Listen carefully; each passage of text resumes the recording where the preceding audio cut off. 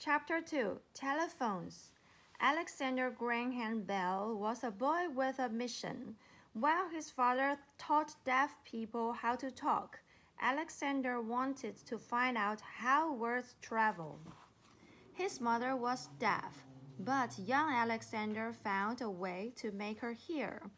If he talked with his lips pressed against her forehead, she could feel his words and understand him. When Bell grew up, he got a job teaching deaf people to speak. In his spare time, he loved to experiment with sound. One day, he played a chord on a piano and heard the exact notes echo on a piano next door. The notes can travel through air, he realized. His mind buzzed with ideas. If all sounds could travel, perhaps he could send speech from one place to another. Wouldn't that be amazing? In those days, 100 years ago, the quickest way to send messages over long distances was by telegraph. A message was tapped at one end of an electric wire and finally received at the other. He says he'll be late for dinner. The tapping code had been invented by an American professor, Samuel Morse, but changing messages in and out of code took forever.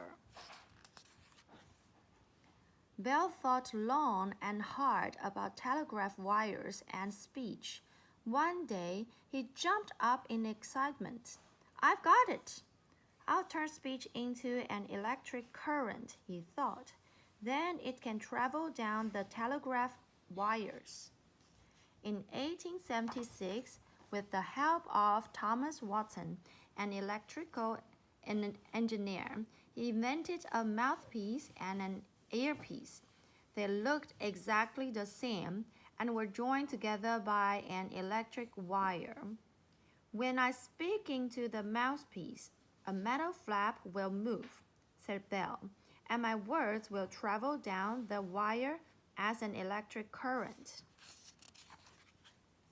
"Then the flap on the earpiece will move," added Watson, "and I'll be able to hear you." They quickly put their theory to the test. Watson sat alone, holding the earpiece. Suddenly, Bell's voice boomed out. "Mr. Watson, come over here. I want to see you." And so the life of the phone began. In 1877, Bell set off through North America and Europe to promote his new invention. "How modern," thought Queen Victoria, immediately ordering one for her palace. "Tell John Brown to saddle up the horses." The first phones needed operators to connect people. "Number, please," said an operator when someone lifted a receiver.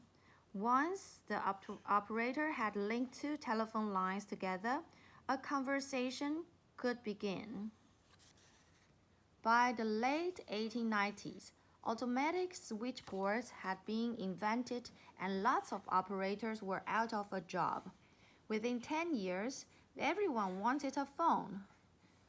Every phone had a handle you turned as you listened.